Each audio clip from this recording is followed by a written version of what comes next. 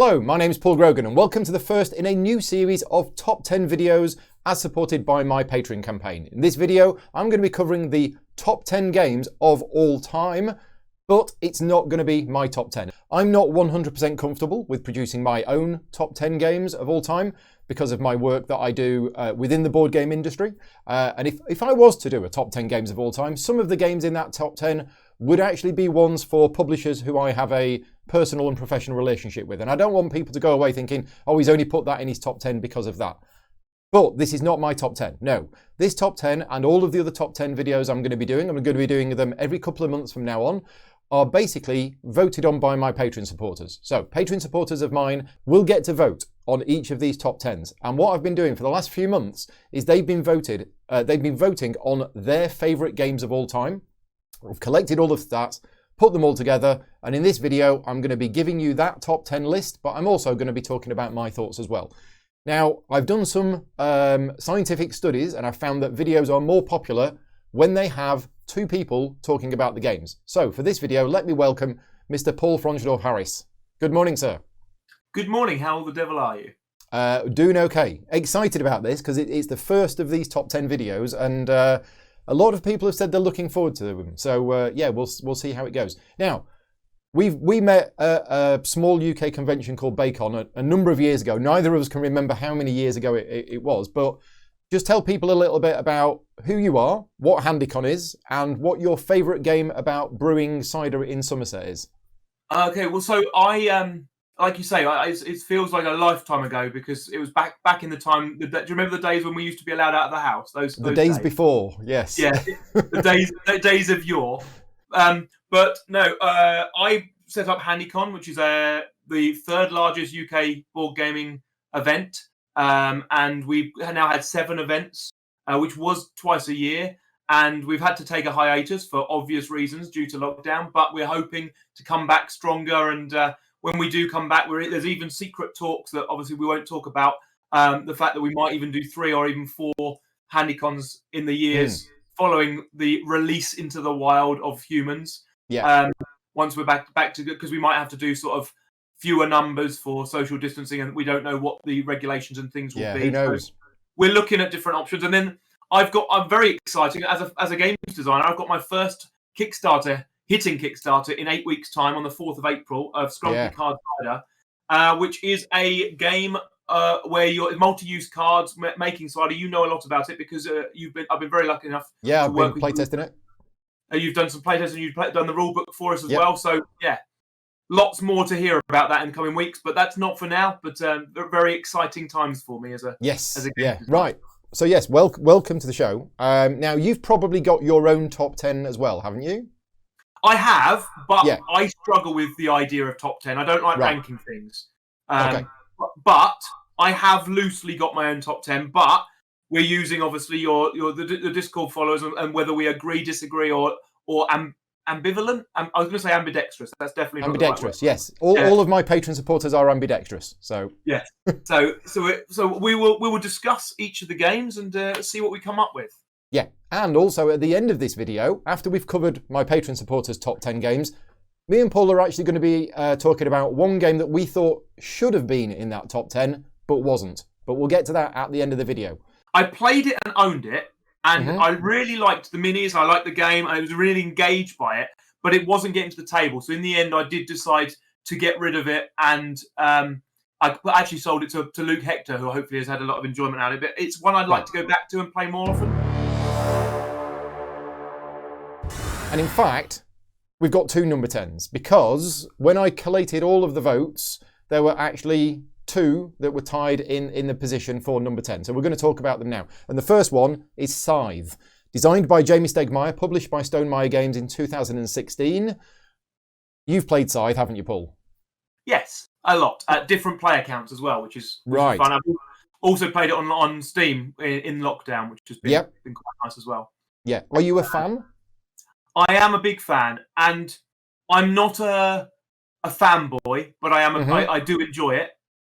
I think it's very underrated in some quarters, and I think some people love to hate it. I do think there are an element who like to point out its flaws rather than just enjoying what it does well. Yeah. But I think that's true of a lot of games. Yeah. I think it has an elegant simplicity to it, where I don't think it's too difficult to teach to people who've gamed before. Mhm. I think you can be up and playing very quickly. It lends itself to your style of teaching games, where you can say, right, this is the action we're going to do. We're going to do that Off we go. action, see what happens. Yeah. And I think there's a race game element to it that it gets lost on some people. Yeah. Some people come to it thinking it's going to be like a war game or a battle game or a dudes on a map game or a miniatures game. It's got because it's got things that are similar to other things. Mm. They have preconceptions that then, if it doesn't meet them, they sometimes will judge the game on those preconceptions rather than this is a very well put together game and it's really enjoyable. Yeah.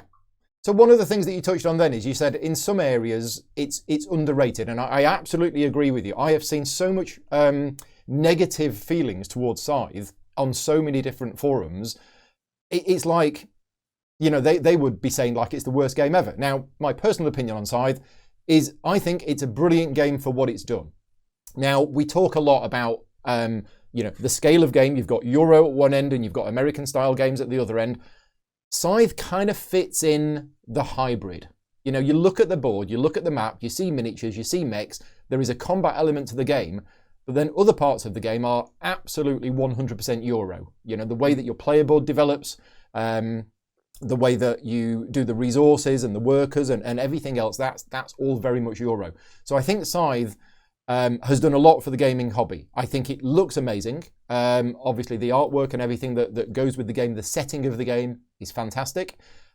What you mentioned about the elegant simplicity, your player board, the idea that you've got the 4 columns and you remove a cube from one of the bottom spaces, which makes it better, and then you put the cube on one of the top spaces, which also makes that better. It's just beautiful. The way that works, when I saw that for the first time, and you're right, other games have done something similar, but the way Scythe does it was just really, really nice.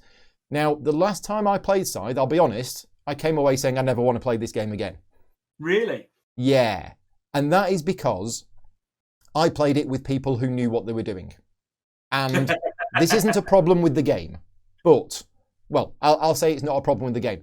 The people who don't like the game will say that this is a problem with the game, in that it can become formulaic. So once you've started playing, you're in this particular position, here's your first 6 moves. You need to do that first and then do this, then do this and then do this.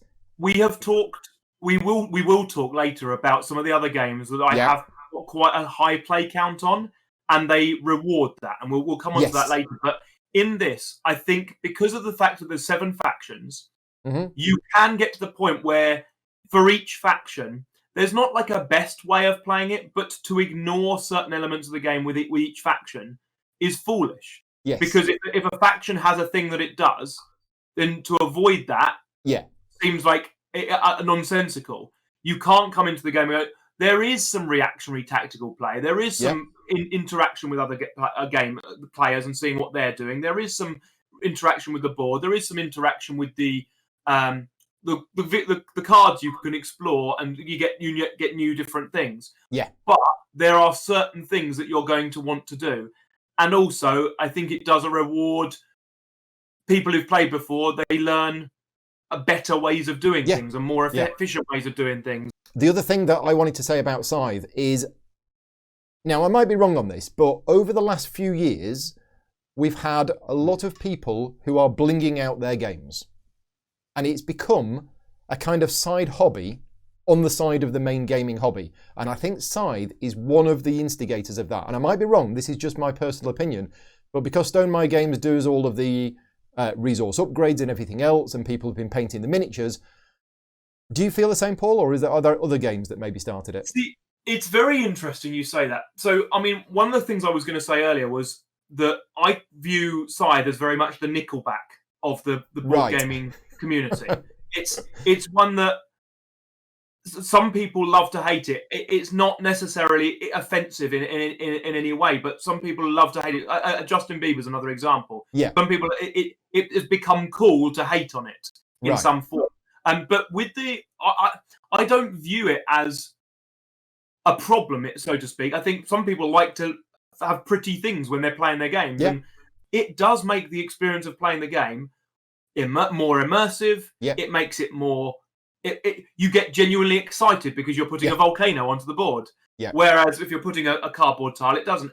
And unfortunately, the knock-on effect is if you play games like that with those components, it can feel, if you then play the base game, so to speak, it can feel a little bit like, oh, I'm playing it with just the original components and here's my cardboard chips. But I don't necessarily think that's a detriment. I think it's just another way the hobby can grow in different directions, and people can get more out of their games. And so a bit of a side tangent there, talking about people blinging up their games with extra components, but I've seen it so many times in Scythe that I wanted to mention it. So that is Scythe. Now, the other game that was also in at joint number 10 was Concordia. Concordia is designed by Mac Gertz, published by PD Verlag, Rio Grande Games in America. 2013 is Concordia. Now, I'm a big fan of Concordia. I think Concordia is a fantastic game. It is your absolutely... Somebody asked me last week on a Facebook group for an example of a game which is the most elegant game designed. And Concordia, for me, would have to be there. The rules are so streamlined, and what you do in the game, that just fits for me. And the other thing about Concordia is it also fits in the archetypal Euro game with no theme whatsoever. Now, I have no problem with that whatsoever. It's purely mechanisms. You're playing cards, you're doing things, you're moving things around on the board. But it just plays so well. Paul, Concordia? Yes, it is actually of the whole the games in our list, it is the second most recent game I've played. But that was after I played it about a week ago, after a hiatus. It might have even been last Monday, after a hiatus of probably 3 years. And I loved it.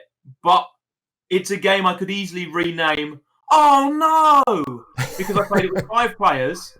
And every time I got to go to do my thing, I had enough money, and then the person before me took the space I wanted to go to. And I was like, But the other thing I really loved about it as a designer is there's a few things in it that I might be wrong, but they are the first times that I've seen those sorts of mechanics used well and cleanly. Mm-hmm. And it was my first involvement in mechanics. I don't know about the theme though, because I do feel like I'm trading in olden times. Do you? When I do it, I do feel like I'm trading cloth in olden times, and I always wear my cloth hat, and I go and trade cloth in olden times. That's it. I don't have a cloth hat. Maybe I need to wear a cloth hat.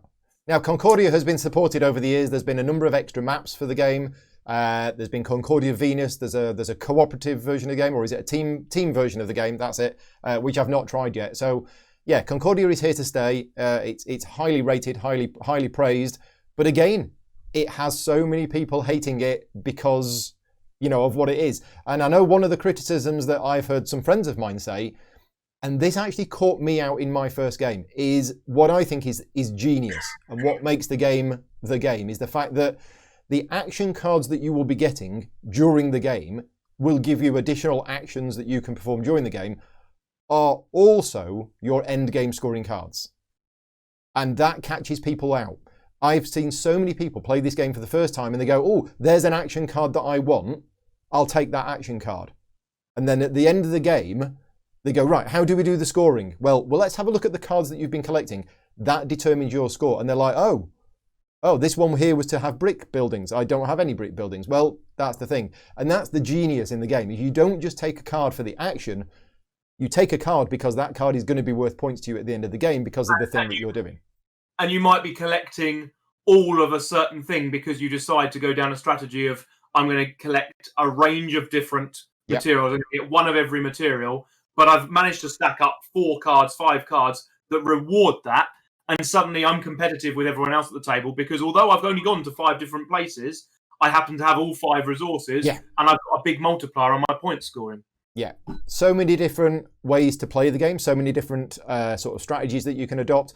And because of the way that the card row works, and the other players taking cards, you can't just always do the same thing every game. Every turn is a little bit of planning, but also reacting to the board state, what's come out, what cards are available, and everything else. So Yeah. That is Concordia. Right, let's move on to number 9. So number 9, and here's the thing. It's actually number 7, number 8, and number 9. All these 3 games that I'm going to list as 7, 8, and 9 all came in with the same number of votes. Okay? So what I've done is I've put a slight bit of personal preference on them, but to be perfectly clear, games 7, 8, and 9 came in all with the same votes. We've just put them in an order. And the first one is Too Many Bones. Too Many Bones, designed by Adam and Josh Carlson, published by Chip Theory Games, released in 2017. Now, I can talk for half an hour about Too Many Bones because I've been playing it a lot in the last month. Have you ever played it, Paul? It's one I'd like to play, but not owning it myself. Yeah. It's one that I probably would have played during lockdown and got to know a bit, but I don't own it. I'm recording this video at the start of February 2021. One other thing that I did in January, so last month, is that I actually started recording a series of Too Many Bones tutorial and playthrough videos. There's 4 of them on the channel now, and there's going to be more coming in later months. Too Many Bones is a work of genius, right? The creative genius that Adam and Josh have, and the rest of the team at Chip Theory Games, and the amount of effort that's gone into this game, there is no doubt about that. However, the learning curve to get into this game is quite steep. And the problem that we had when we tried playing it is, let's be honest here, the rulebook wasn't great. There's a lot of symbology in the game that isn't properly explained.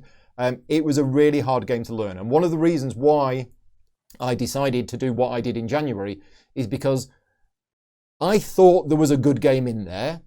And so many people have told me it's a good game, and I've got friends who this is their number 1 game of all time, that it needed care, it needed time, it needed attention, it needed repeated plays for me to overcome the obstacle of learning how to play. And I'm pleased to say that by the end of January, I got there. Now, I'm still no expert in the game, and there are still things that are going to happen, and I'm still going to have to look things up, because Too Many Bones, even when you know the rules of the game, you then have to learn how your character works. And your character is more complicated than the core rules themselves. And the character sheets I find very confusing as to how they're all worded. But putting that aside, the game is just incredible. It is a sort of fantasy-based, cooperative, leveling up RPG style, your character progressing through a series of combat encounters in order to fight a tyrant at the end. Now, it isn't a narrative-based game as such. Every day you will draw a card and there'll be a bit of a story, but it is essentially a series of combat encounters. It's a tactical combat game divided into various days where you level up your character between days. Okay, it isn't really properly narrative or story-based. So if you don't like tactical combat games, if you want more of a cooperative story-based narrative challenge, Too Many Bones is probably not for you. But as a tactical combat game, with so much asymmetry between the way that the characters work, it's very good. I would recommend, Paul, you giving it a try, but make sure you do it with somebody who knows how to play the game. So somebody like myself, Scott Hill, David Ellis, people who Next time I come down to Devon, that sounds like a deal. Yeah, and as I say, I've got another one scheduled in for next week, and my plan for certainly this year is that the second Wednesday of every month will be Too Many Bones Wednesday, and I will carry on playing it because, it's not a cheap game. Chip Theory games are expensive, but they are premium quality games. And Too Many Bones has got so many expansions for it. If you go all in on Too Many Bones, it is a lot of money.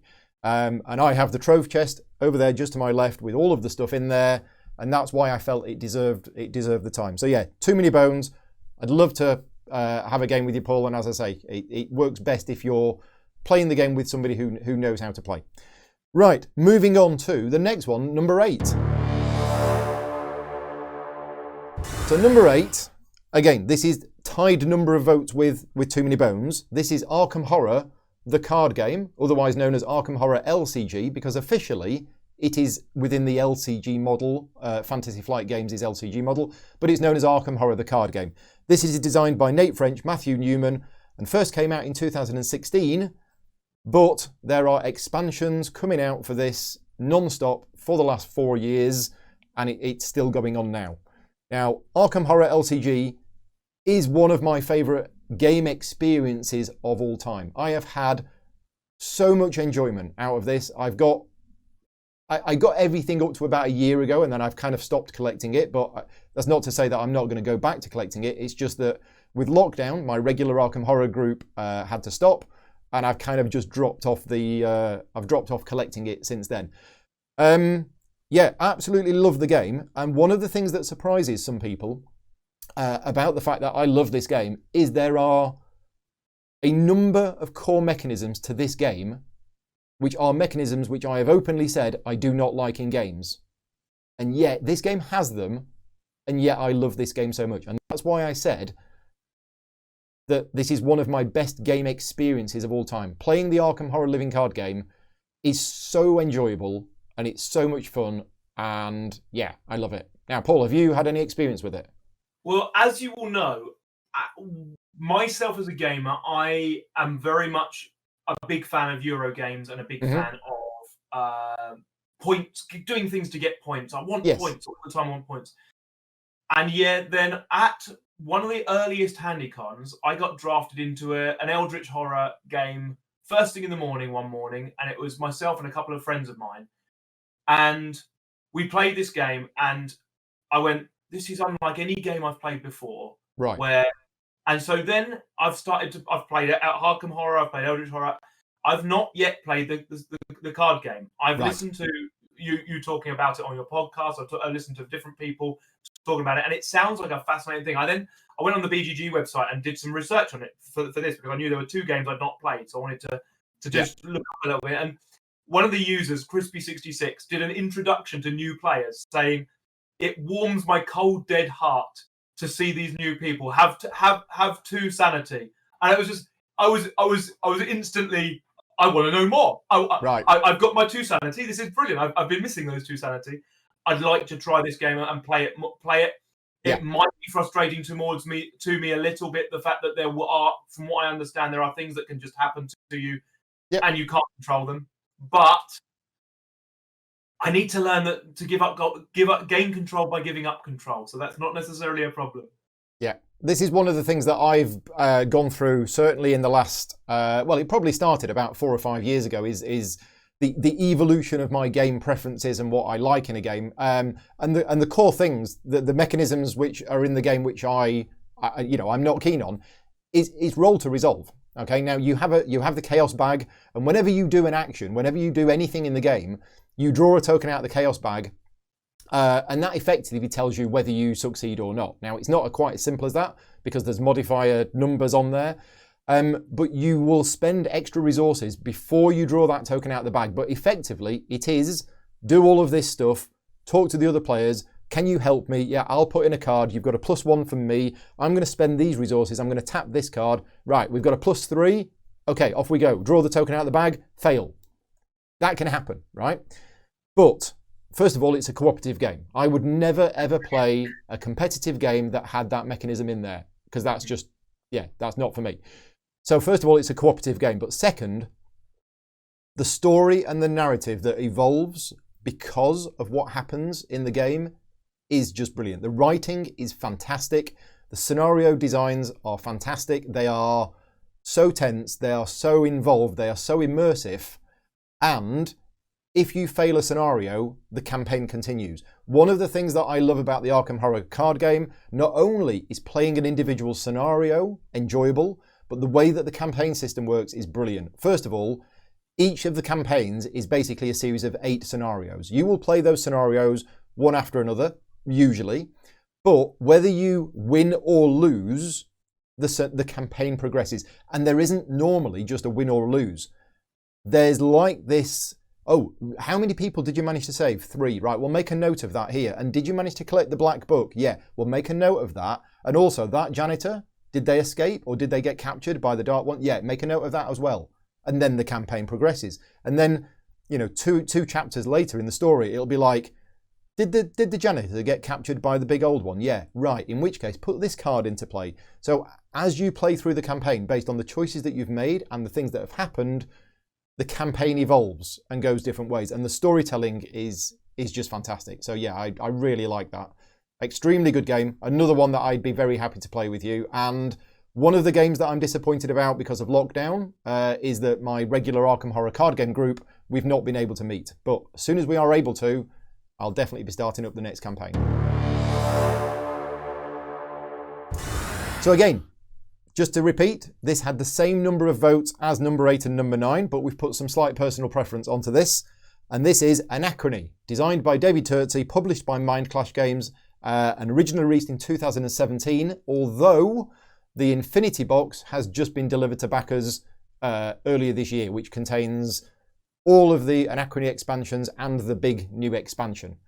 Now, you had something to say about this, didn't you? Yeah, I'm afraid I accidentally and inadvertently sent my review of this back in time. Oh, right.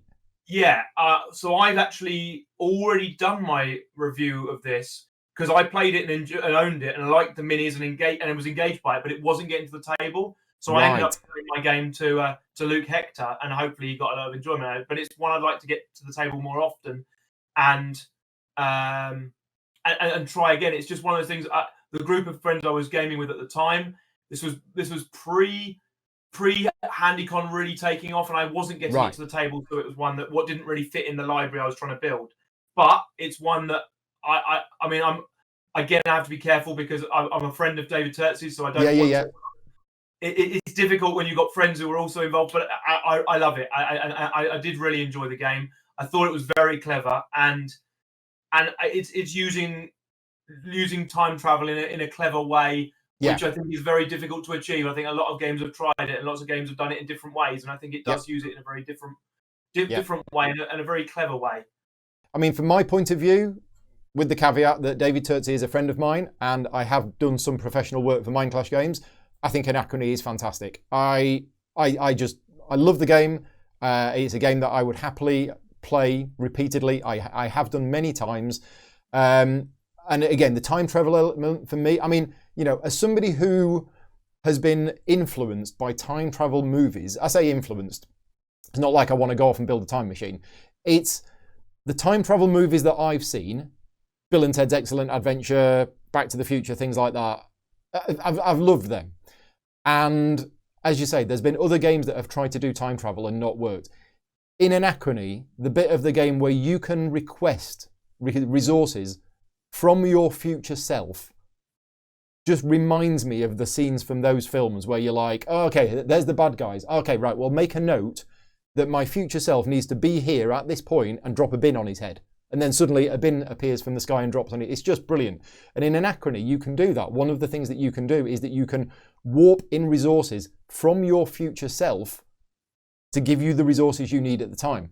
But it doesn't end there. That's not the clever bit. The clever bit is the game takes place over a series of rounds. Each round is supposed to represent many years of time. And at some point later in the game, you need to actually build a time machine and you need to send back the resources that your previous self had borrowed. And if you don't, that can cause a paradox and anomalies and everything else. And that is very, very clever. And I know some people dismissed it as a kind of, well, it's just like getting a loan. And it is. It's absolutely getting a loan. You borrow some resources and then at some point you have to pay them back. But the way that it's done within the theme of the game is really good. So yeah, really enjoying Anachrony. One of the things about Anachrony, which I can understand, that I've spoken to a number of people that have said, oh, it's a really heavy, complex game that's really hard to learn. Now, I've played it about 10 times, and I look at it now and I go, well, this isn't that actually that complicated. It's worker placement with a few twists, and then there's a whole boatload of extra rules on top. But if you were to say to me now, is Anachrony a super heavy, complex game? I'd say no, it's probably medium weight. But I know I'm wrong on that. I know it is. I don't even know if you are, because my experience, even having played it, I think two or three times, was the thing that's complicated is to look at it. It looks like you've got lots to learn. And when I had the miniature figures as well. I don't know if it's the same with if you don't have the minis, but you're putting tokens in the backs of the minis and things like that. That in itself is no different from me saying, right, put a token on the board. Yeah. For someone who is coming to the game and it looks daunting, it comes in this huge box. They see the box. They see you take out all this stuff, and you get that apprehension. And for some people, once you've decided something's going to be complicated, it can become complicated by virtue of that, right? Rather than let me just see what's going on. And that's been true of a few games. I played recently Praga Kaput Rainy, and it looks so much more complicated than it actually is. And also, with it being Mind Clash games, production quality is excellent. The artwork, the graphic design, yeah, Anachrony deserves its place. And I know one thing that David is, I think, a little bit frustrated about. David is a very accomplished games designer, and he's done dozens and dozens of games. But he says to me that he says, Paul, people only know me for Anachrony. And it's like he's done these other 10, 15 games that are all really good, but Anachrony is the one, which people remember him for. It is the one that's got him the attention. And that it was no surprise to me that it was in the patrons' top 10. I would still say it's better to be remembered for Anachrony than it is to be not remembered for lots of things. I think. Yes, that is true. That is true. Right, moving on to number 6. So from number 6 onwards, these next 6 games that we're going to talk about, these are now in proper order in terms of number of votes. And number 6 is one of my favourite games. It is A Feast for Odin, designed by Uwe Rosenberg, published by Fuhlenspieler, Z-Man Games in America, and released in 2016. I've been a fan of Uwe Rosenberg games for many years. I remember getting Agricola when it was only available in German, and there might never have been an English version of it if it didn't do that well. Yeah, looking back, you think, how can he not do that well? But, I got the English version of it, and I've played most of his games, and I've got a lot of his games, and A Feast for Odin is probably my favourite Uwe Rosenberg game. I love everything about the way that it plays. I find it extremely satisfying and enjoyable to play. You've got 63 different main actions or something like that. You've got worker placement, so you've got potential blocking, but there's so many different worker placement spaces. You can generally have multiple backup plans if other people want to go where you go. I like the Tetris style puzzle. I quite like that, and I don't like Tetris puzzles in some other games, but I like it in this game. And I just love the openness of the game and how many choices you've got about how you go about it. And one of the things that I like about it is that's changed from some of his earlier games. The way that you get more workers in Feast for Odin is very simple. You get an extra worker at the start of the round. You don't need to build a house, put a bed in it, breed your people or anything like that. It is just nice and simple. At the start of each new round, you get an extra worker, which means more actions available, more mouths to feed, but the game does nicely sort of ramp up so that you're doing more and more. I mean, thematically, you do worry a little bit about the lady farmer who all those years ago was churning out a new child once a year, yes, just so that they would then be able to contribute an extra farmer to the farmstead for every year for 7 years. But I'm a massive fan of Uwe Rosenberg, and I own probably 8 or 9 games of his. My wife and I can't stop playing New York Zoo at the moment. Right. However, I then sat down and I made a list of all his games, and I tried to put them in some sort of order. I left out Patchwork. I really love Patchwork, but it wasn't this sort of style of deeper game. Yeah. And I didn't include New York Zoo because it's a smaller type of game. But I had Caverna first, then I had Newsford, and then Hallertau, and then Agricola. And I've left out others as well, but in my order of things. And then I tried to work out where Feast for Odin goes. And I actually have kind of got it just before Hallertau. As this is a top 10 list, it wouldn't be the Uwe game I would put in my top 10. Okay. I would put Agricola in my top 10. Right. But I understand fully why people do. And for me, I like the element of frustration at not being able to achieve everything you want, the frustration at, coming up with a clever plan, where I feel that Feast for Odin is just that little bit, there's too many options that you can't ever be truly trapped. You can't be truly like, I'm going to have to do something clever here. And I have a big bugbear with the Feast for Odin, and we've talked about this before, the Feast for Odin employment deck. Yep. I really wish that was a little bit more deterministic. I wish it was a little bit more where you could sculpt it, draft it, build it up, and use those. And I think Hallertau does that far better. It's still got an element of using a lot of cards. But the thing I love about Agricola is this building up at the start of the game, the drafting of your journey. You sculpt it yourself and building that, and then trying to make it work. But that's not to say I love Feast for Odin. I think it's a very clever game, and I've played it lots of times. I would play it again, and I haven't got rid of it from my collection. I'm not a get rid of a normal type of person normally. So it is on the shelf. I do have the expansion. I do have it for HandyCon. It just wouldn't have made it as my top Uwe. So that's why I was a bit surprised. Right. Not to say I disagree. So number 5 on this list, I mentioned earlier on at the start that I'm not going to do my own personal top 10. But if I did, the game that would be number 1 on my list is number 5 on this list. This is Mage Knight, published by WizKids Games, designed by Vlaada Chvátil, and originally published in 2011, but has had a few expansion sets. And a couple of years ago had the Ultimate Edition, which kind of, reinvigorated the game. Now, before we start talking in detail too much about Mage Knight, if we talk about my personal involvement in the game, I actually co-designed the last 2 expansions for this game, so I'm slightly biased on this game. Paul, how many times have you played Mage Knight? Please say more than once. This is going to be the saddest response you're going to have, because I went through at the top 10. Obviously, it wasn't chosen by us. It was voted. And I can assure all the viewers, beyond this point, the 4, 3, 2, 1 are all games would be in my top 10, and I've played a lot of times. Right. It is one of my gaming embarrassments. I have not played Mage Knight yet. Okay, you've not played it. That's fine if you've not played it. However, I did some research because I was like, well, look, people talk about this. It's highly rated. And so I looked at, and I went and found this report on BGG from a lady called Kelly North Adams. And she describes this game in a way, it's made me go, I may finish this call and go and see if I can find a copy of Mage Knight online somewhere. If I just read, so this is just how she describes the 4 characters in the starting game.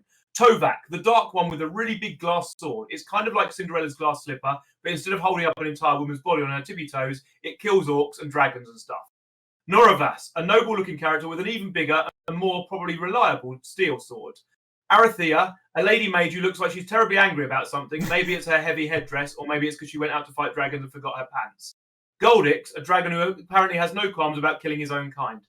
And then she talks about the story, the setting. And I'm hooked. I was like, I want to know more. I want to live in this universe. This sounds amazing.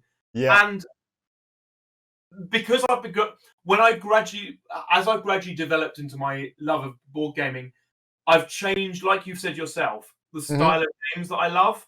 I was very much a Euro gamer. Now I'm looking for more variety in the different games, and I'm loving the immersive story elements of games, the lands and worlds and lore you can find yourself in. It is one. I know I'm repeating myself because I've already said this about Too Many Bones and Arkham Horror. It is one that I want to play within a month or two of people being released back into the wild. It will be one that I'll be playing and being frustrated by, just like everyone else. Well, let's just touch on one of the things that you mentioned there. You mentioned about sort of story, maybe a narrative, and immersing yourself in the world. There's none of that in Mage Knight. Okay. It's a Euro game. It's a Euro dungeon crawler game. There's not even any flavour text on cards. Now, that's not to say that there isn't a world and there isn't a backstory, but it's not anywhere near like Too Many Bones, and it's so far off from Arkham Horror, which is all about the narrative. Mage Knight is either competitive or a cooperative or a solo game where you are basically, it's a dungeon crawler. You're moving across the board, you're fighting bad guys, and you're trying to get points. Is what it's about. In essence, there isn't actually any narrative or story or anything else. But and I have very, very fond memories of the day when I got sent from Vlaada the prototype with a 90-page Word document which he'd written, which then got turned into the final rulebook, and I was reading through it. Now, speaking as somebody who grew up playing Dungeons & Dragons and played D&D for like 25 years, and in general, the fantasy go round, kill monsters, get XP kind of games are not really Euro games. They are definitely more on the rolling dice for combat and that side of things. When I started reading the rules for the prototype of this game, the words that I said were, this is a game that I've waited my whole life for. Because what it does is it captures that fantasy feeling of going around and defeating monsters and all of that stuff, but it's done with pure Euro mechanisms. Absolutely. It's got a bit of deck building, and I love deck building, and it had a bit of that in there. The combat is very much like a puzzle. Right, here's the bad guys. It's got 4 armor, it's got 3 health, it's got this special ability, it's got this, it's got this. I've got this card, I've got this ability. How am I going to do this? And it is kind of like a puzzle. Not that the puzzle has got a solution. Sometimes you will get into a fight and you'll be like, right, I can't actually do this. Right, in which case, what are we then going to do? Am I going to play these to try and block, and then I'll do that, and I'll save this card for later? It's just fantastic. So yeah, this is going on the list, Paul, of another game that we will play at some point next year. But yeah, personally, as I say, it's my number 1 game of all time, and the reason for that is there is so much in this game. It's a masterpiece of a design, in my opinion, but also it can be played competitively, it can be played cooperatively. It's generally been regarded as the best solo game ever designed by a lot of the solo gaming community, even though Vlaardia never really went out to design it as a solo game. That kind of just got added on, and I guess you can play it solo if you want to. Yeah, the solo gaming for this game is just excellent, and yeah, I love it. Right, moving on to number 4, Brass Birmingham. And before we start talking about Brass Birmingham, I'm just going to let you know something about the votes that came in. There were a number of people that voted on Brass Birmingham as being one of their favourite games. There were a number of other people who just said Brass, and there were a few people who put Brass Lancashire. Okay, so I wasn't sure what to do here. Do I just put Brass Birmingham, or do I include the votes for the other versions of Brass? And it turns out, if I would have added on to this votes for Brass Birmingham, also the votes for Brass and for Brass Lancashire, it would have been at the same point in the list. Just. Okay? So what we're going to do here is we're actually going to talk about Brass in general, but to let you know, Brass Birmingham got way more votes on my Patreon supporters than the other 2 versions of the game. So Brass, originally published by Martin Wallace in 2011, and then picked up by Roxley Games, who did a deluxe new version of it and split it into Brass Lancashire and Brass Birmingham. Brass Lancashire was mostly the original Brass game with a couple of tweaks, whereas Brass Birmingham used the same core mechanisms of the game but had some more tweaks. So Paul, I talked about Mage Knight a lot. What do you think about Brass? It definitely would be top of my list of games that if you were to describe them, they wouldn't inspire at all, but to play it is an absolute delight. I absolutely I've enjoyed every single game I've played of it, yet when someone first, I think it was my friend James, first said to me, look, you've got to play this game, I've got this game, Brass Birmingham. I said, I've heard about it, and he said, but look, it's we're building canals and coal industries, and I was like, yeah. He said, but it's in the North and the Midlands. I was like, okay. I went to university in the Midlands. I went to Warwick, and yeah, okay, I know the area well. And he's like, but canals and coal and the canals and some coal. I was okay, we'll play it, and I loved every minute of it. I also then played it, I think, a few days later with Paul Luxton. I played it with various different people, and it's one I can always be persuaded to play. It's just so clever, and I'm so bad at it. But I love it. I love it for that. I love it for how bad at it I am. I love that every time I go in and go, I've got this. I know I've got exactly what's going to happen here. I know exactly what's going on, and I watch as my industry falls apart, and nothing really works the way it's supposed to. But it's not their fault. It's entirely mine because it's purely deterministic, and I chose the wrong things. And it's such a pleasure to play, and it looks pretty now. No, but when you got into board gaming, Brass had been and gone. Now, I'm not saying that it didn't have its fans, because it did. And I know Brass is still Vital Lacerda's favourite game of all time, so it was still being played.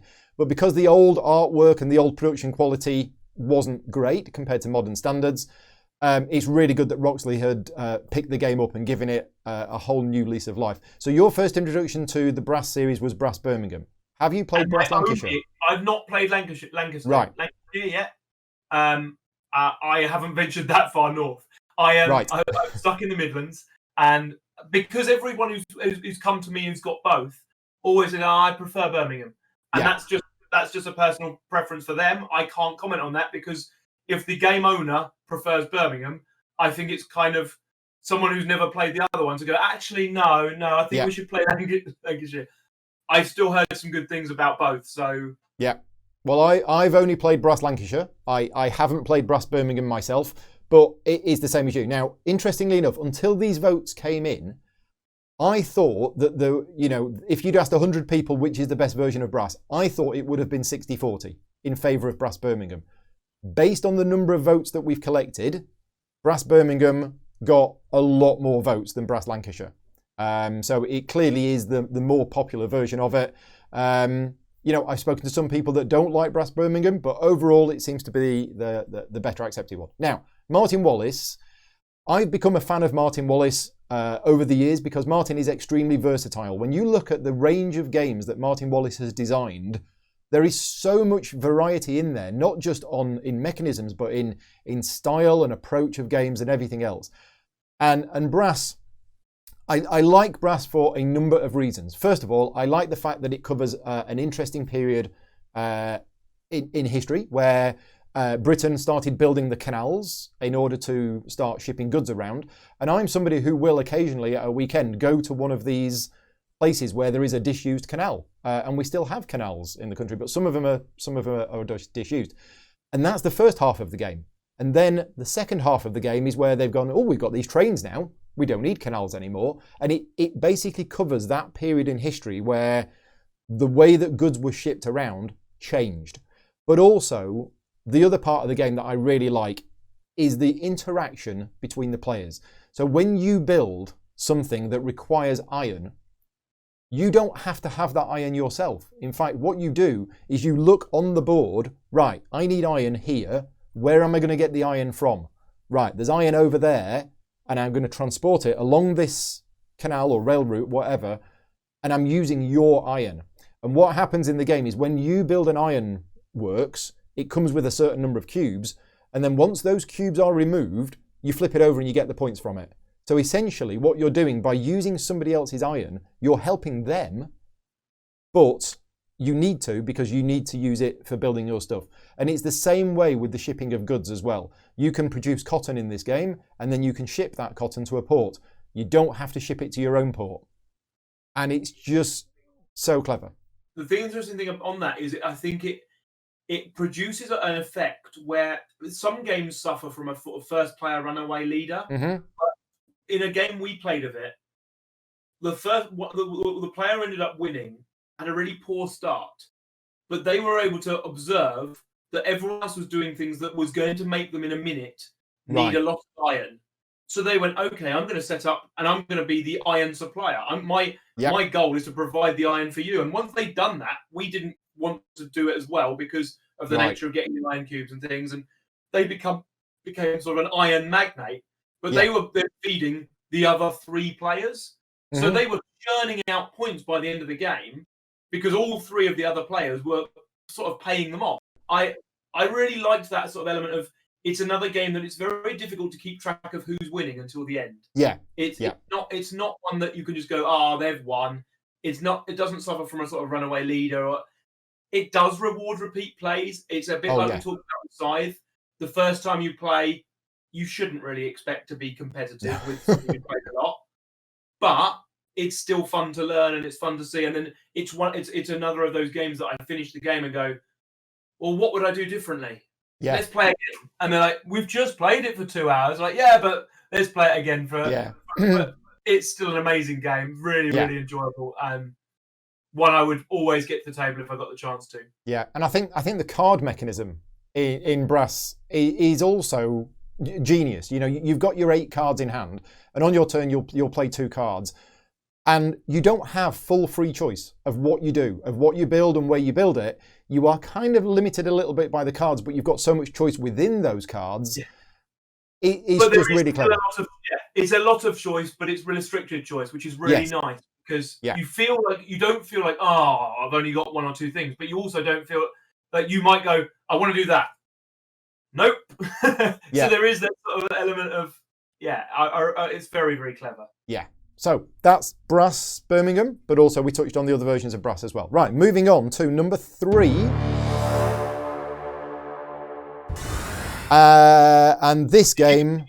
Did you mean to say 1? No, number 3. Okay. So number 3 is Great Western Trail, designed by Alexander Pfister, published by Eggert Spiel and Stronghold Games in 2016. Paul's number 1 favourite game of all time then?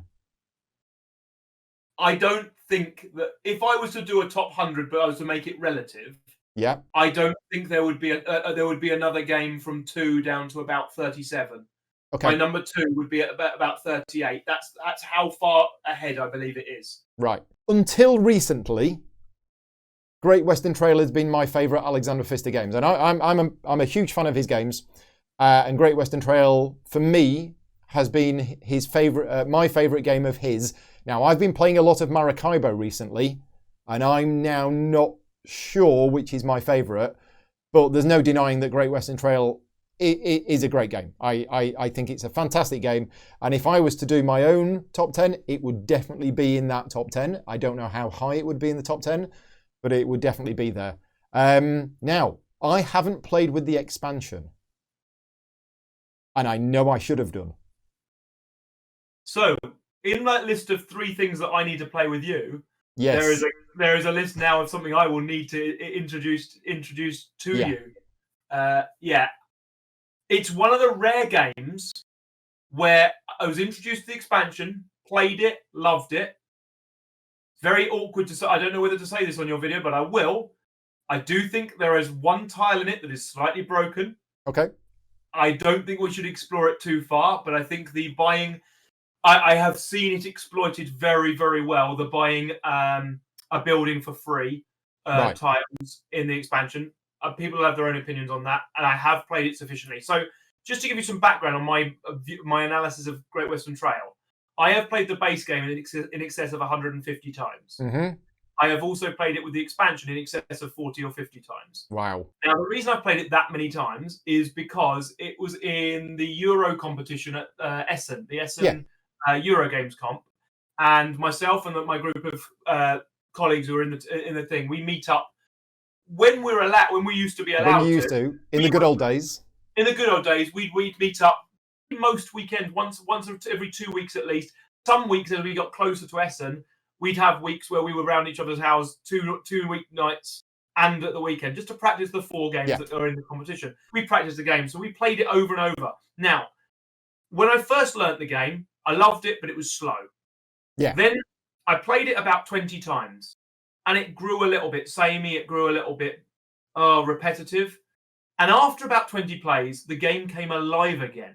Okay. Because I started to see a whole level of depth to the game that just wasn't immediately apparent to me. Now, that may say more about my intelligence than anything else, in that I maybe didn't spot this because I wasn't open enough to seeing it. But I have had at length discussions. I'm not going to call them arguments. They're discussions online with people who say there are only 3 strategies to employ in Great Western Trail. Yeah, you either do cowboys, and you do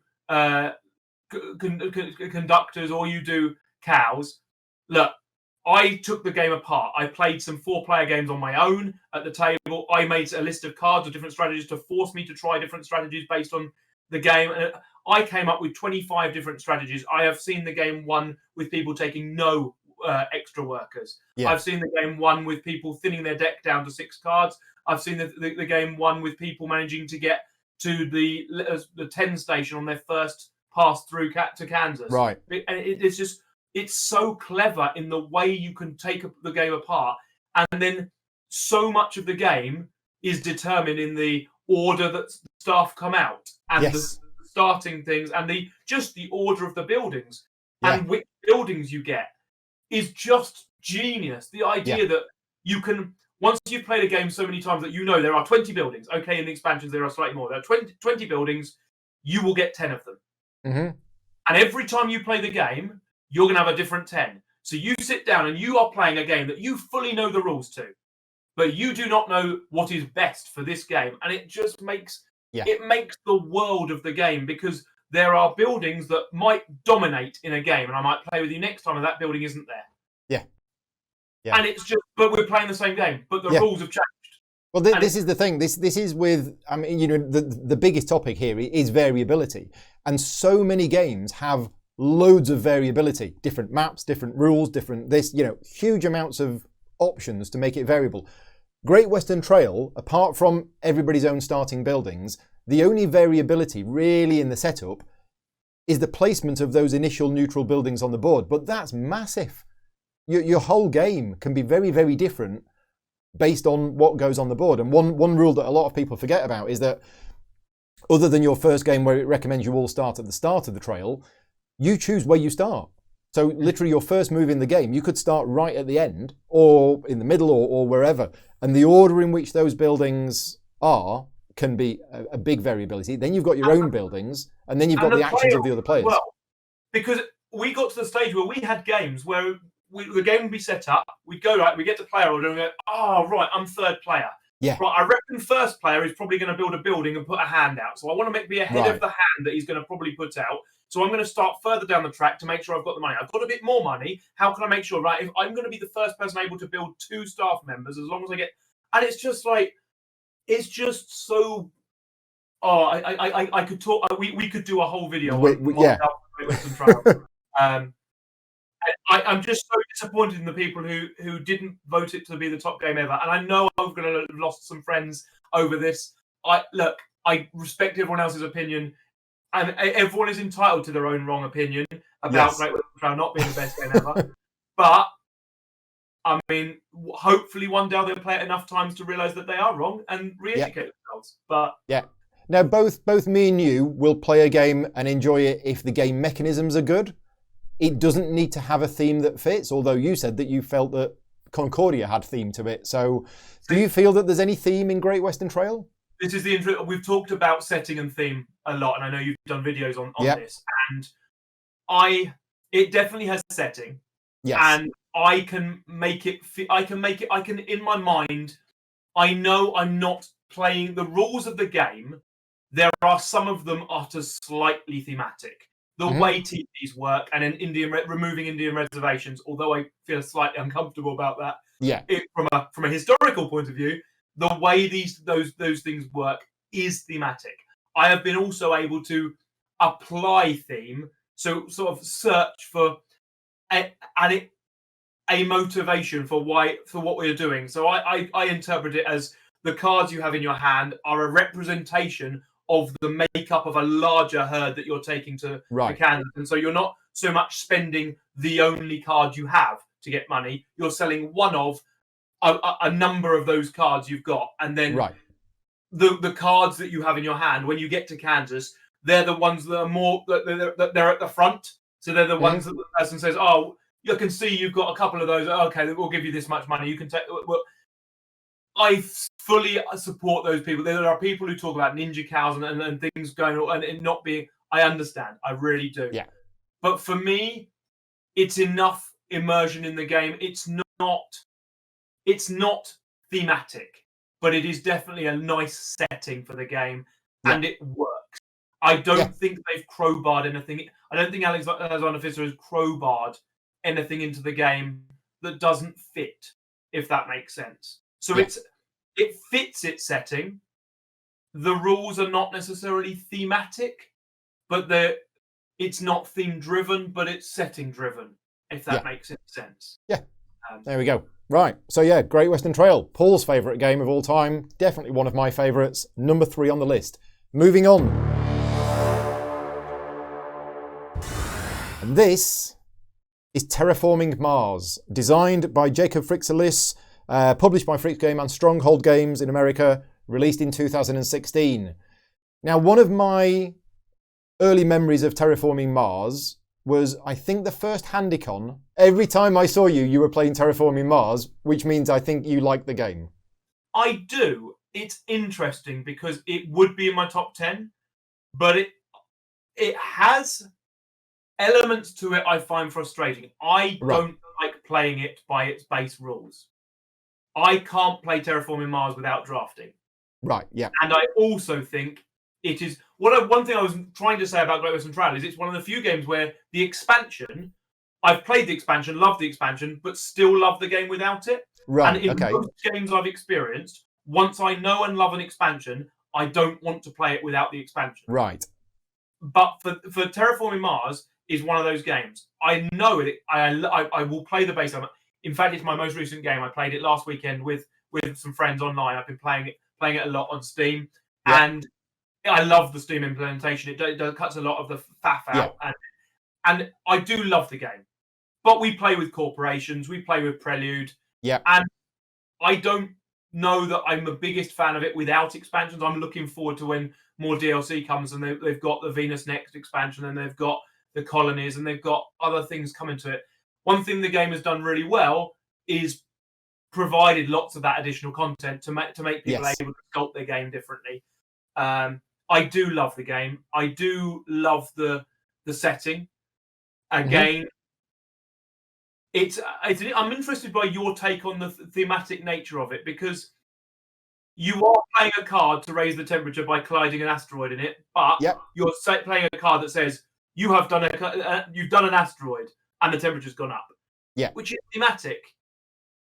But you've played a card to do so. You haven't thrown an asteroid at the board. Yeah. No, I mean, yeah. If we want to talk on the thematicness of it, you're absolutely right. That card could be spend 12 of this thing, lose 1 of this thing, gain 3 of this thing, and move this counter to here. It could absolutely be that, right? The fact that it's called, get an asteroid and crash it into the planet, and the fact that all of the effects of that card fit with that theme makes it thematic. So you're absolutely right. It could be reduced to its absolute abstract numbers, but it's not. And I when I play Terraforming Mars, and I play that card that says crash asteroid into the planet, I really feel like I'm crashing an asteroid into the planet. And that's where there is a thematic connection. If you feel that the effects of the stuff that you're doing in the game, you can relate to it, and you think, oh yeah, I've just built a set of solar panels. What does that do? That increases my energy output. Of course it does, but it kind of fits. Now, Terraforming Mars for me, I will admit, it isn't one of my favourite games of all time. It probably wouldn't be in my top 10.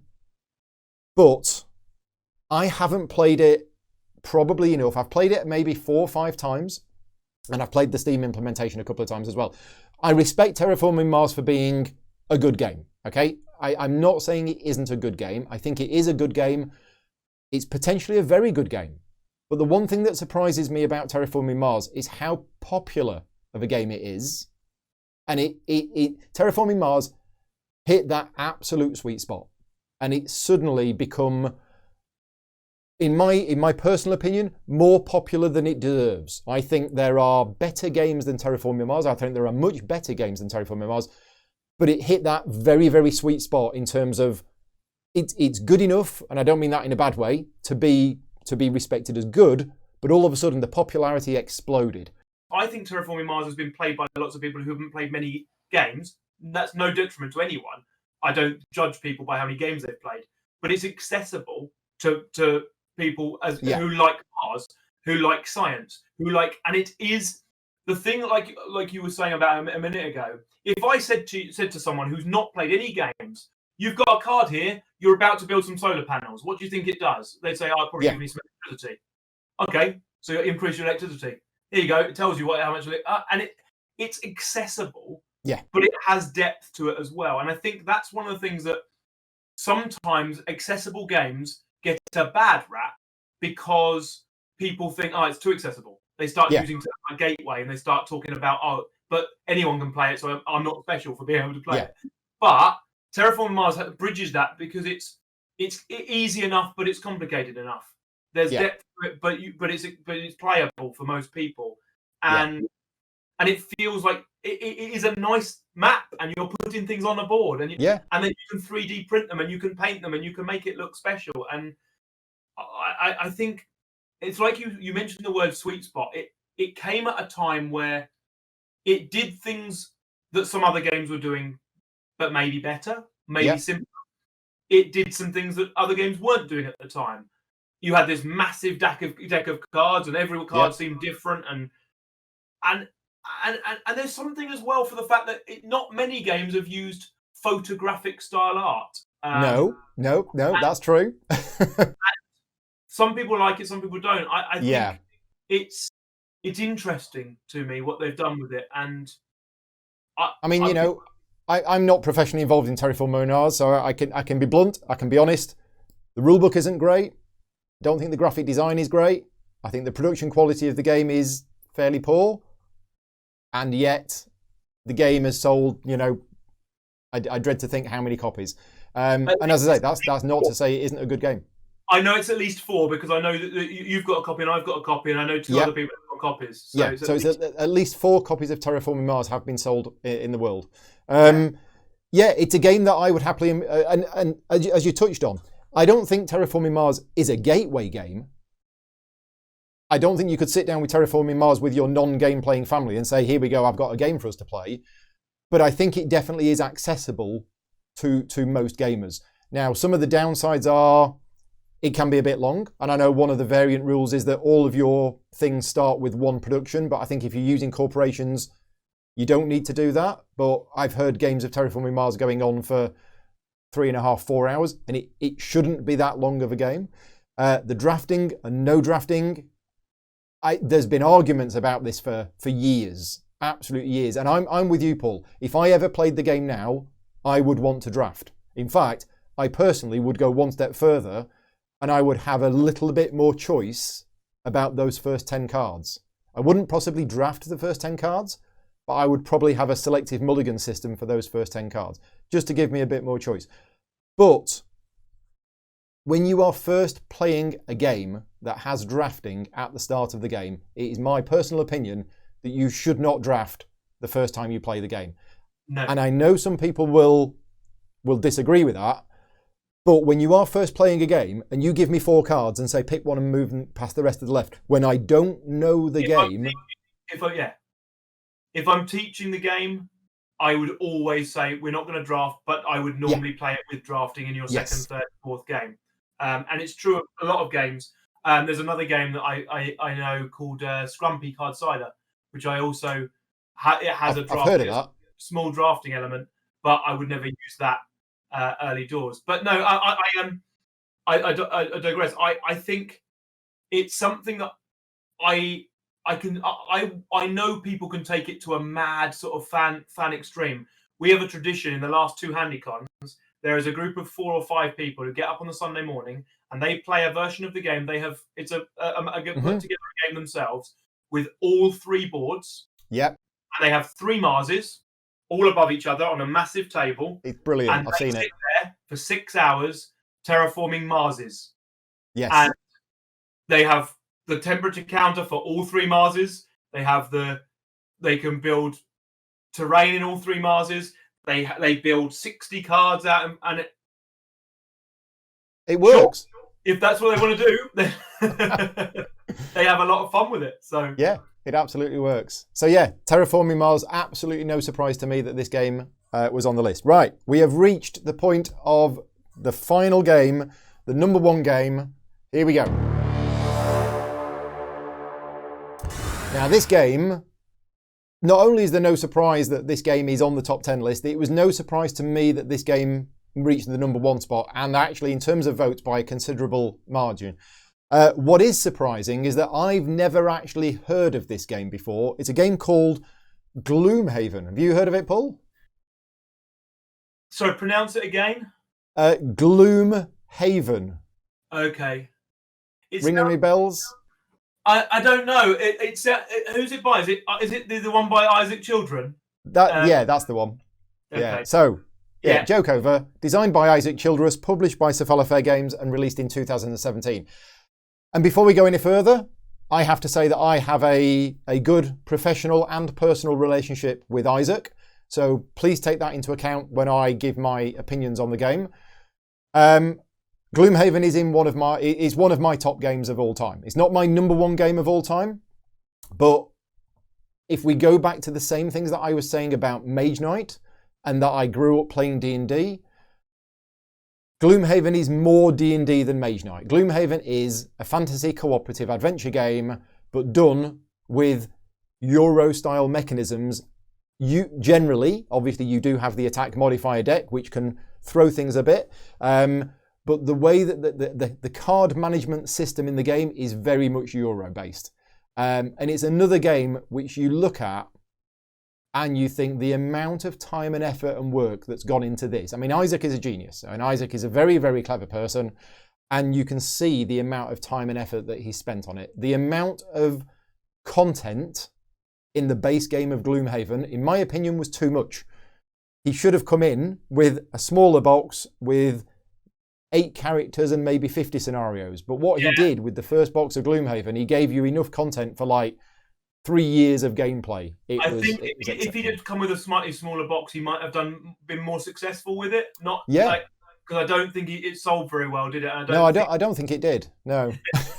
But, look, it is the epitome of a game that has surprised me. It is probably in my top 5, and it is a game that I never thought I would play. When it first came out, I kind of, what? Yeah, I made and other noises, and then I was talking to a friend of mine, Richard Klein, we were at SawCon over in Basildon, and he happened to say, "Look, I'm setting up a campaign of it, and I know you're local to me. Would you be interested?" So I was like, "Okay." I ended up playing with him and another friend, Colin Smith, and there were 4 of us in the end, and we were playing, and it became our Monday night. Well, Monday night used to be I'd go there and we'd play Gloomhaven. We maybe do normally 1, sometimes 2 missions, depending on what time we were able to start. Yeah. And it just grew on me. We got through. We're all quite friendly, but we like the rules to be clear and right, and we have our own interpretations of them. Yep. And we want and it is a fantastic game. And the thing that makes it for me is in the plays we did. We ended up having to stop our campaign after. I think I was on my second or third character, and it was only been suspended, I guess, because we became busy on Monday night, and I moved to Maidenhead from High Wycombe, and we weren't quite as local. And it was harder to do, and we may well go back to it. I've got Frosthaven ordered, and I might try and get a group together once people are allowed to meet up again. It's one of those things that the number of games we played where I thought we'd failed a mission and we succeeded on the last character on the last turn, or skin of your teeth. I thought we'd passed, and I think we didn't fail too many missions, but I thought we'd cleared it, and something reared up its ugly head, and suddenly one of our characters was dead, and we were like, oh, and maybe we still hung on for the win, but it suddenly wasn't anywhere near as easy as we were coasting through, and I got this super powered character who was going to do all this damage, and then he falls over and bangs his head, and you're like, just such a beautiful mechanic of you've chosen these cards. Which order? Well, I was going to do it this way, but it now looks like it might be better to do it that way because of what's gone on. And it's just so nice so you've given yourself a subset of your options. You had options, you've reduced your options, but you still have 2 options. And that just is well, you've got more than 2 options because you can play them in either order. And this is one of the things about the game. Gloomhaven is kind of 2 or 3 games in one. At its core, when you sit down and you play one game of Gloomhaven, you are playing essentially a tactical combat game. Okay? Sure, there's a story. You've got to go in and kill the boss, or you've got to go in and loot the chest, whatever, right? There is a story, and I quite like the writing style in the game. But ultimately, what you're playing is you're playing a tactical combat game with a combination of Euro elements, obviously the randomness of the attack modifier deck, but also the randomness of the enemies and the enemy cards and what they're going to do. But the way that you play that, the card management system is just brilliant. And as Paul says, you can think, right, it's the start of the round, what am I going to do? Well, I'm going to try and take out that bandit guard in the corner. Okay, right. Paul's going to try and take out that bandit card. Right, so I'm going to play this, and then I'm going to play this, okay? And you'll have your cards and you'll play your cards. And then the monster cards get revealed and you're like, oh, wait a minute. He's putting his shield up with Retaliate. Right. And this is one of the tricks in the game. You cannot just say, oh, I'll tell you what, I said I was going to do this, so I'm going to do it anyway. Every time those monster cards get revealed, you need to look at them and go, well, I was going to do this, but actually just have a look at that. That living corpse is now moving to attacking for 4 all adjacent creatures. we need to deal with that one, right? Or, and that's, you've got to react all of the time. And the sheer variety of the different characters. I could play a scenario with 2 or 3 different characters at whatever level, and then I could play exactly the same scenario with different characters at a different level, and it would be just as enjoyable. Because unlike a lot of other story-driven narrative games where once you've played that particular scenario, you're like, okay, we've done that one. We're finished with it. At its heart, Gloomhaven is the tactical combat game with all of the variety. And you can play the same scenario again with different characters, and it will be different. And one thing that I love about the game is that not only does it come with like 95 scenarios, but every scenario is possible for any number of characters of any classes at any level. And so many games I've seen out there are like, this is a scenario for 3 characters of 4th level. That's what it's been designed for. Whereas Gloomhaven, the way that Isaac's designed the system and the way that the maths work out is that, yeah, you can play scenario number 17 with 2 level 1 characters or 4 level 9 characters. And the whole scenario will scale accordingly. It adjusts itself. I think one of the 2 things that I think really make it is, number 1, there's a rule that we stuck to, which I know some people haven't, and the people who said they haven't stuck to that rule have also commented they didn't enjoy it as much as I would have, as I think they would have probably enjoyed it. Okay. The rule that I think is just such a wonderful thing is that you do not discuss what the You're not allowed to talk about numbers. You can talk about anything in loose terms. You can even say, I'm moving to that space there. But as long as you don't talk about numbers... Yeah, you cannot know whether you are the 1st, 2nd, 3rd or 4th player. You can have a very good idea. You can say, I'm likely to be quite early. But you can't say, I'm going to be... And so you've got this element where you're like, I'm going to do this. And then suddenly someone's in your way. Yeah. Because you just assumed they were going first. And then their number was 2 later than you. And they can't... Yeah. They're not going to move before you, and you're like, but you're in the way, and you're in the doorway, and it's just the sort of that reveal, because it's such a tiny bit of information. But if you stick to those sorts of things, and the second thing I was going to say is I really enjoyed the fact in many, many games, so things like I've played like Zombicide and things like that, enjoyed the game, but it did feel that once I played one map, it was with rinse and repeat. The next game, it felt very similar. It was right. The next one felt very similar. Now, it might be that I haven't explored the full depth of the different green hordes and the different expansions and the different things that you can do there. But with me for Gloomhaven, I really like that sometimes you get a scenario, it'd be like, instead of having to kill all the monsters, this time you have to spoiler and don't do the spoiler. And I was like, oh, I have to do that?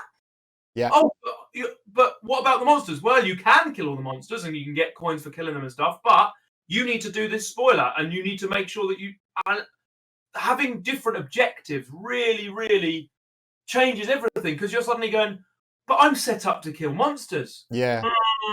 Now it does, but I just wanted to touch on that a bit, because I think it's at least 2/3, maybe even 3/4 of the scenario in the base game of Gloomhaven say that the objective is to kill all monsters. And I know one of the criticisms of the game has been, oh, all the scenarios are just the same, it's kill all monsters. Now, I've played the game about 50 times. Most of those times I've played it, the objective has been kill all monsters. However, a different map layout, some special rules, some obstacles, some traps, and different monsters that work in a different way. Out of all of the games I've played of Gloomhaven, I think 2 of them have felt the same. So even if you give me kill all monsters in 2 scenarios, those games will feel very, very different because of as I say, the different monsters, but the different characters. I mean, as I say, you could play exactly the same scenario with 2 or 3 different characters and it would play out differently because of the way that the characters work. And the fact that you're interacting with it on the tiny scale. Maybe you've got some rocks placed in places that you can now use. You don't have objects to use in the next one. Or you've got characters where in one map they're swarming hundreds of weak enemies. But in another map, you've just got 3 uber baddies who are just, when they get close to you, they hit you where it hurts. So they play so much differently. Yeah. Because you've got a character that stays back and shoots you from range, and you can't get close enough to them. You've got another character you do not want to be close to because if you get close enough, they hit you hard. And it's just the planning and the thought that's gone into those. I don't understand how Isaac is able to bring out a game more frequently than once every 25 years. Because for me, it's like, well, 25 years has gone into Gloomhaven, clearly. And then, well, it seems to be coming out soon rather than 25 time. Yeah. Frosthaven should be later this year. I could see us doing one of these in a year's time, and it will have Frosthaven as number 2 or 1. Yeah, very possibly. Because Gloomhaven Jaws of the Lion came out last year. That had quite a few votes on there as well, and that is a lighter, accessible version. So if you're watching this and you've never played Gloomhaven and you think you might give it a try, I would strongly recommend getting Gloomhaven Jaws of the Lion first. It is a nice introduction to the game. Just going back to what I was saying Gloomhaven is kind of like 2 or 3 games in one. You've got the tactical combat part of the game. If you don't enjoy playing that, then you probably don't want to get into Gloomhaven. But outside of that, you have the campaign system. The campaign system, the way the characters level up. I know some people have criticised it for being slow, but as I say, I'm a D&D player. You don't play one game of D&D and then suddenly you've leveled up. It takes you a few. The way that your character levels up, the way that you can add extra cards into your deck, the way that you can improve cards, the way you buy equipment, the way the story evolves in the campaign. And one of my favourite parts of the game, and this really is for Gloomhaven, is the way that the road events and the city events work. We feel, or certainly I feel with our campaign, it's a living, breathing world. Things that we do will have a knock-on effect to something else. So to give you an example, without giving many spoilers away, we did a road event and we had a choice. Okay, so every road event that you come across gives you a choice. Do you choose A or B? And we discussed it as a group and we decided to use A. We went with option A. So you flip the card over, you read A, and it says, spoiler, spoiler, story, story, story, shuffle card 72 into the city deck. We're like, So let's just hypothetically say, because we rescued somebody who'd been captured and was in trouble, that person is now in the city. And then at some point in future, in a later game, which might be 1 month later, it might be 2 years later, we're doing a city event and we get city card 72. And it's like, remember that guy 2 years ago that you saved from the wolves? Right, well, now he's a rich, powerful merchant and he's just invited you to his... And it's like, this is brilliant. You know, you've got the tactical combat game, you've got the big campaign, but also you've got all these little side stories that's going on. And it's the closest thing for me that it's not a role-playing game, but it kind of sort of is in a way. Now, how long did you play your campaign for? Did you play it enough to see any of those things happen? Probably a year, maybe a year and a half. Okay. So I think we probably played 30, 40 times. Okay. And so I did see some of that. I would have liked to get to the end, but like I say, I ended up moving slightly away, and Monday night became a gaming night with a group. But it's one I'd like to play more. I've got on Steam again, and I'd like to give it more of a go on digital.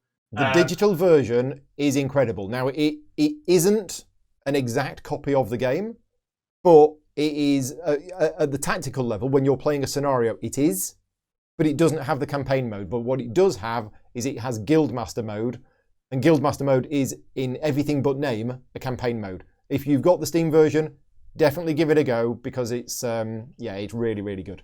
So that is Gloomhaven. And now we're going to move on to 2 games that we both thought should have been in the top 10, or we were surprised weren't in the top 10. Paul, do you want to go first? Yeah, well, I messaged you in the week because I wasn't sure of 2 choices. I'm going to talk about the one we went for in the end. There's one that I'm going to very, very briefly mention, and it's because it was a childhood game. It's probably the first game that got me into board gaming, and I played it in so much in the 80s and 90s. I had 2 younger brothers, and we used to play Subbuteo all the time. Now, this is, for a lot of people, they'll cringe at the idea. This isn't a proper board game. This is flicking, and it's tactile, and it's. But for me, it was a tabletop game that I played so much of, and it really got me into playing tabletop games. So I needed to quickly mention it.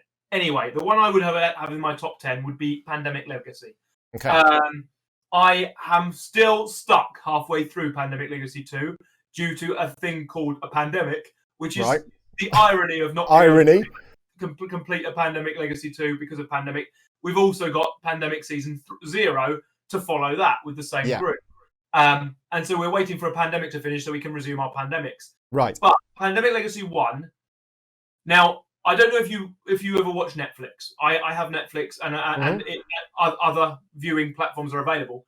I binge watch programs. I don't tend to watch them one episode at a time. I will, once I find something I like, I binge watch it. We pretty much binge played Pandemic Legacy. We started it on a Friday night of a long bank holiday weekend. We finished it on the Monday. We didn't know we were going to do this. There were 3 of us. We didn't know that we were going to do this to the game. We started on Friday night, and it just so happened we were pretty free over the course of the weekend. Yeah. And it's 2 colleagues of mine who are both work with me at HandyCon, and we sat down and we just played it and loved it. So we wanted to do the next thing to see what was going to happen, and we played it and loved it and wanted to see what the next thing was. And the thing that I think sets up for me is I love the cooperative element to the game as long as no one dominates proceedings. But we were all quarterbacks or alpha games, yeah, but we were all quite willing to listen to each other's ideas, and we kind of took the view whatever happens to the person is decided by the person playing that person. Yeah. But also, I know some people have been a bit funny about the fact in Pandemic Legacy 1, I don't know if it's a spoiler, I don't think it is, that you don't play the same character necessarily every time. Mm-hmm. So we did sit down at the start and think about, well, which characters are going to suit where we're at right now? Have we got a new character that might work quite well? And who's going to take them? And we tried to make sure that we didn't have that one person who's always the same thing, and so it becomes a role-playing game, and they own that character, because then if that character ever died, you've got the sort of bereavement to deal with, and we'd have to do a funeral and things. Now, I had this conversation earlier today with my wife when I was talking about Pandemic Legacy. I was talking to her about the fact that my brother's been playing it in New Zealand, and my sister's been playing it with her. We bought it for my sister and her husband, who aren't particularly big gamers, but they love that Pandemic, and they love it. But my sister cannot tear up the cards. Neither can I. She's got a little envelope called Destroyed Cards. So have I. Fully formed cards go into her envelope called Destroyed Cards. Yeah. Now, I fully support that everyone will want to play differently and different. I don't like it when people say they want to play it play it a certain way in case they want to sell it later. To me, that's I mean, okay, it's slightly expensive, but for the amount of playability you get out of this game for 4 players, it's like it doesn't need that. I loved ripping up cards. I loved the therapy. Once I started doing it a couple of times, I loved the fact that this card is gone forever. Rip it. And the very first time, I was like wincing, but it was so cathartic. It's like it's a new experience. And for me, the story is clever. It's not groundbreaking, but it's clever and it's enough. And it evolves the board. It evolves your gameplay. It evolves. You know the rules, but you don't know the rules because there's a new rule. And that's just, it makes, I have a goal. I have a vision. I want to design a legacy game and a campaign legacy, whatever we want to call it, game at some point in my lifetime and have it out there for people to use. Just so many people have reported wonderful experiences with the game. And it was a wonderful experience for me. So that's why it's there. And I've spoken pretty much at you. It's supposed to be a discussion. So sorry. That's all right. So I've played Pandemic Legacy Season 1, and I have a lot of respect for what Pandemic has done for the gaming hobby, because it kind of put cooperative games on the map. It's certainly not one of my favourite games. I think there are a couple of, issues with it, but that's just me. But Pandemic Legacy Season 1, what that has done for the gaming hobby cannot be underestimated. It has opened up a whole world of other campaign, legacy games, whatever. And I know it wasn't the first one, but it's the first one that made it big. And I have huge respect for that. Now, I've played it. I've played through the entire campaign of it. We did enjoy it. But a couple of things. I felt that it fizzled out a bit in the end, and it was a bit unfortunate. The last 3 games we played of it, all of the players at the table were only playing it just to get to the end. We'd lost really the interest in it. It kind of, I don't know. And that's not good when you are meeting up to play a game and you're only doing it because, well, we're on November. It would be silly if we stopped playing it, but neither of us were actually that interested in playing. I know exactly the feeling you have because I played 7 games of Seafall with that experience. Yeah. Exactly. Yeah. And the other thing as well, I've spoken earlier on today about campaign games with branching storylines and things that happen. And I'm currently playing through the Maracaibo campaign, and even the Maracaibo campaign has a branching storyline. Pandemic Legacy Season 1, it's 12 scenarios that you play in order.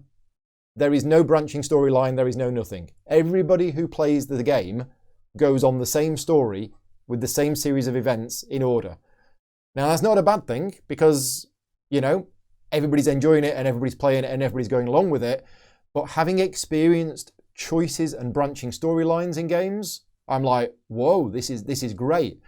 But Pandemic Legacy Season 1, I'm only going to play once. Whereas the Maracaibo campaign, which I'm about halfway through at the moment, I can see myself playing that game twice. And the reason for that is, drifting off topic slightly, Maracaibo, I think, at its core is a better game than Pandemic, which I would more than happily play every day of the week. But also, the campaign has so many different choices of which way you can go. I could play that campaign again and choose different choices the next way. So, yeah, Pandemic Legacy, brilliant for the hobby, excellent game and what it's done. For me, I enjoyed it, but as I say, it fizzled out at the end. And that has kind of meant that I've not really that interested in the other ones. Now, I know some people have preferred Season 2 to Season 1. How far did you get through Season 2 before you stopped playing? We have only stopped playing because of the pandemic. So yeah, but how far did you get? About August, I think. Okay, so would you say that you preferred it to Season 1 from what you've seen? It's a very different experience. Yeah. And I like that. I like that it's not just a clone of it. It's a very different experience, a very different story, and I still don't know what's going to happen with it. Right. It feels a bit more branched than the previous one, but okay. I don't think it's branched in quite a different. It's branched in a different way. I think you still get the same story happen around you, but the timing of the things that changes. Okay. Depending on what order you do things. But I'm looking forward to trying Season 0, which, from what I've seen about it, has more interesting, weird stuff going on. Right. And I don't mean more. I don't know. It seems to be a very different take on things. But again, yeah, I've heard that as well. Right. Okay. So moving on to the game which I felt should have been on this list. It is one of my favourite games of all time. It's more surprised that it wasn't on this list, and that is Through the Ages, designed by Vlaada Chvátil, published by Czech Games Edition, and yeah, one of the most highly rated games on Board Game Geek, and I'm just very, very surprised it's not on this list. Again, just get it out there. I do a lot of work with CGE. Vlad has become a friend, and I was actually a developer on the new edition of the game. Putting that aside, I think Through the Ages is a masterpiece of a game. I've played it hundreds of times, mainly on the app, because the app is incredible.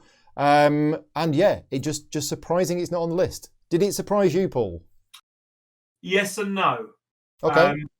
And I'll tell you, you've hinted upon the exact reason.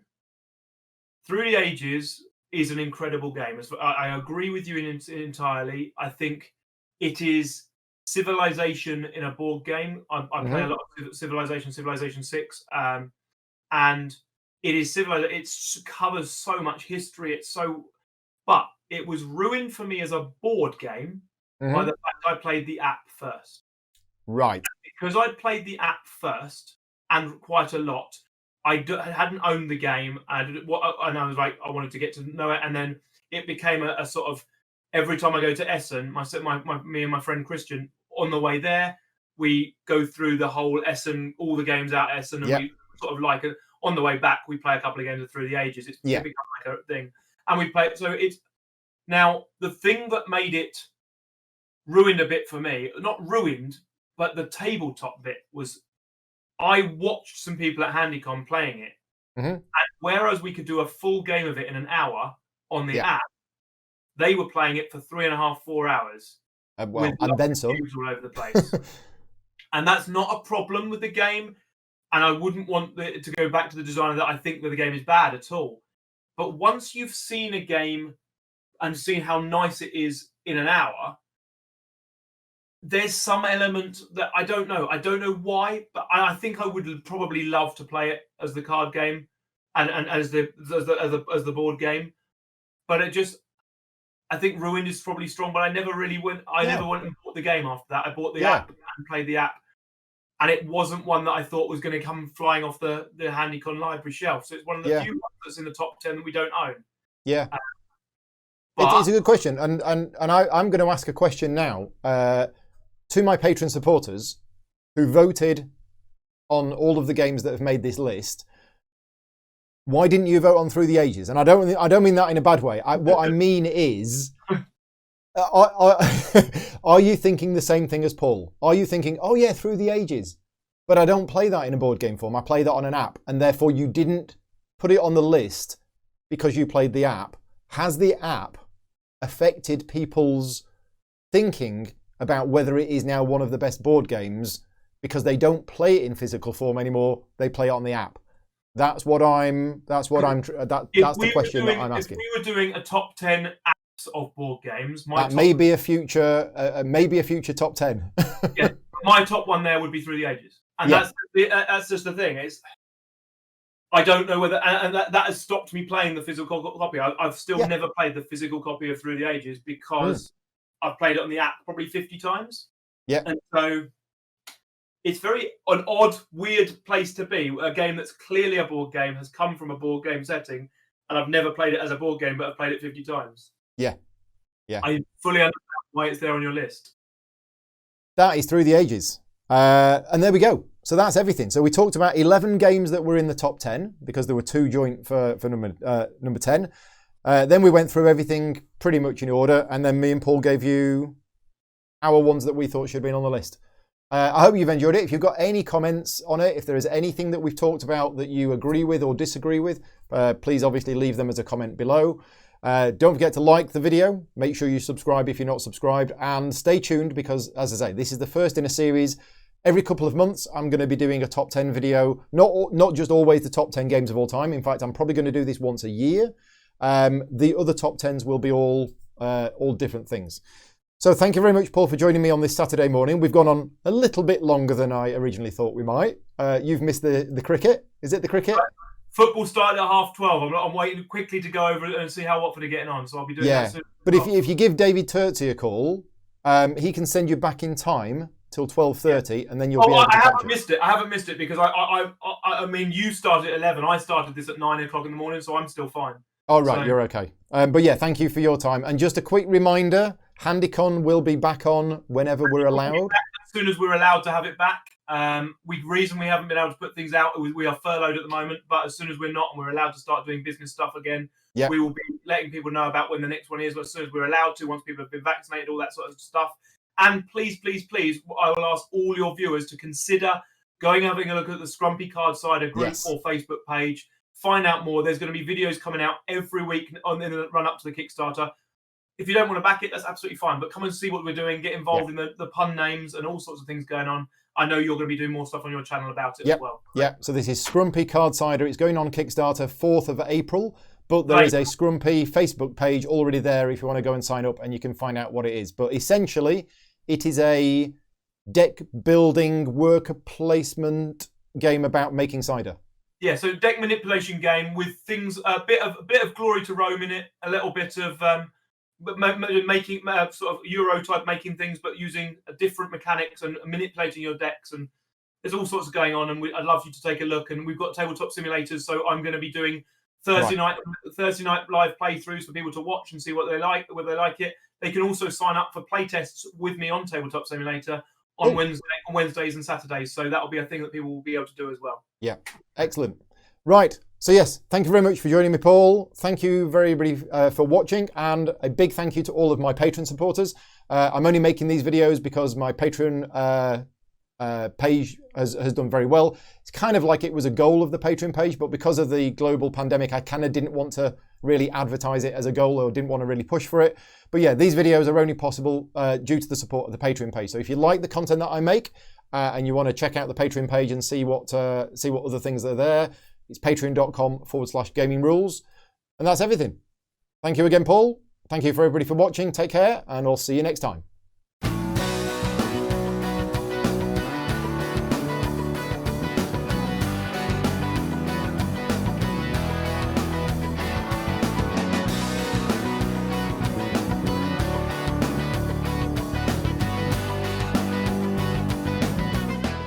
Gaming Rules is proudly sponsored by Game Toppers, upgrading your gaming experience. Visit GameToppersLLC.com.